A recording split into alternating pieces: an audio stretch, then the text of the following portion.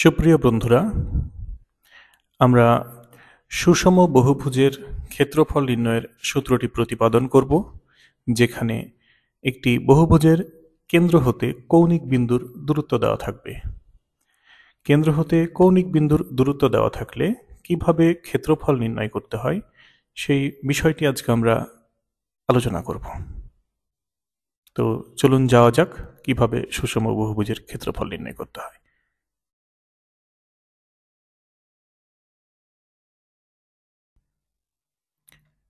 সুষম বহুভুজ: যে সকল বহুভুজের সকল বাহুর দৈর্ঘ্য সমান এবং সকল কোণ সমান তাকেই সুষম বহুভুজ বলে। সবচেয়ে কম বাহু বিশিষ্ট সুষম বহুভুজ হল সমবাহু ত্রিভুজ।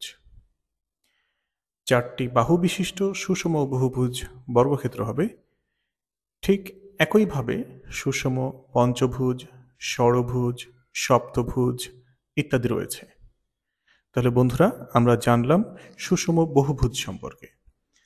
যে সকল বহুভুজের সকল বাহুর দৈর্ঘ্য এবং প্রত্যেকটি কোণ সমান তাকেই কেবলমাত্র আমরা সুষম বহুভুজ বলি। একটি সুষম বহুভুজের ক্ষেত্রে আমরা একটি সুষম পঞ্চভুজ কল্পনা করতে পারি। পাশের চিত্রে দেখতে পাচ্ছি ABCDE একটি সুষম পঞ্চভুজ, যার কেন্দ্র হচ্ছে O। তাহলে ও কেন্দ্র বিশিষ্ট ABCDE পঞ্চভুজের আমরা ক্ষেত্রফল নির্ণয় করতে যাচ্ছি। কেন্দ্র ও হতে এ পর্যন্ত এবং কেন্দ্র ও হতে বি পর্যন্ত আমরা দুইটি রেখাংশ অঙ্কন করি বা যোগ করি। ফলে ও এ বি একটি ত্রিভুজ উৎপন্ন হলো। আমরা আবারও দেখি, ও থেকে এ পর্যন্ত এবং ও থেকে বি পর্যন্ত আমরা যোগ করব, যার ফলে আমাদের ও এ বি একটি ত্রিভুজ উৎপন্ন হলো।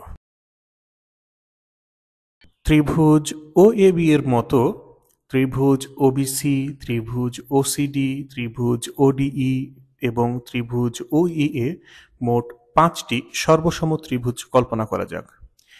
এখানে সুষম পঞ্চভুজের ক্ষেত্রে 5টি ত্রিভুজ পাওয়া গিয়েছে। যদি n সংখ্যক বাহু বিশিষ্ট ত্রিভুজ হয়, বহুভুজ হয়, তবে n সংখ্যক ত্রিভুজ পাওয়া যাবে।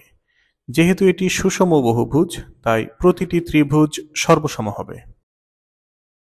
সুপ্রিয় বন্ধুরা, আমরা দেখতে পাচ্ছি 5টি সমবাহু ত্রিভুজ উৎপন্ন হওয়ার কারণে বহুভুজটির কেন্দ্রে সমান 5টি কোণ উৎপন্ন হয়েছে, বা কেন্দ্রটি সমান 5টি কোণে বিভক্ত হয়েছে বলতে পারি। এটি একটি সুষম পঞ্চভুজ, তাই 5টি ত্রিভুজ উৎপন্ন হয়েছে, তাই এর কেন্দ্রটি সমান 5টি ভাগে বিভক্ত হয়েছে।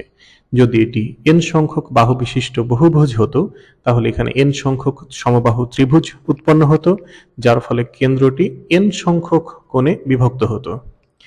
এটি আমাদের পাশের চিত্রে 5টি কোণে বিভক্ত হওয়ার কারণে প্রতিটি কোণের মান 360/5। যদি এটি n সংখ্যক ভুজ হতো, তাহলে 360/n।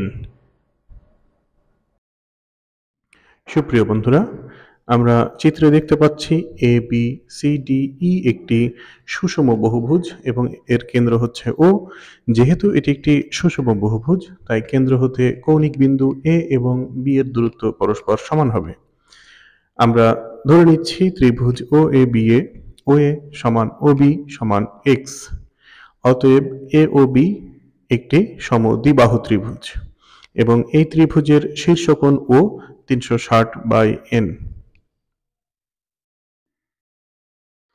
আমরা জানি, একটি ত্রিভুজের 2টি বাহু এবং তাদের অন্তর্ভুক্ত কোণ দেওয়া থাকলে তার ক্ষেত্রফল নির্ণয়ের সূত্র হচ্ছে হাফ ইন্টু সন্নিহিত বাহুদ্বয়ের গুণফল ইন্টু সাইন থিটা, বাহুদ্বয়ের অন্তর্ভুক্ত কোণ।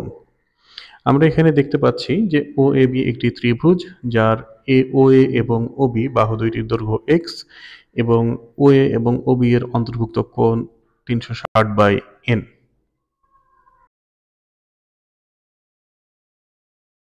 উক্ত সূত্র ব্যবহার করে আমরা ত্রিভুজ OAB এর ক্ষেত্রফল নির্ণয় করি। হাফ ইন্টু সন্নিহিত বাহু OA ইন্টু OB ইন্টু তাদের অন্তর্ভুক্ত কোণ এর সাইন অনুপাত সাইন 360/n। এভাবে আমরা দেখতে পাচ্ছি শেষ লাইনে x²/2 ইন্টু সাইন 360/n, এটা হচ্ছে ত্রিভুজ ওএবি এর ক্ষেত্রফল।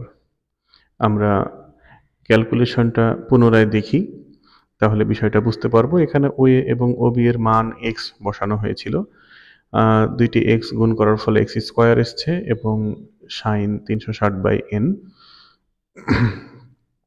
যেহেতু হাফ x², সো এটা x²/2 লেখা হয়েছে।